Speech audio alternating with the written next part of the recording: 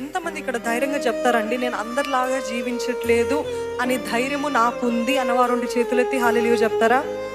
I am living differently, my thoughts are different, my words are different, my action, my behavior, everything is different from the world అన్నవారు మరొకసారి చేతులెత్తి హల్లెలూయా చెప్తారా? ఆత్మానుసారులకి జీవితంలో ఒక అదుపు ఉంటుంది, ఒక కంట్రోల్ ఉంటుంది.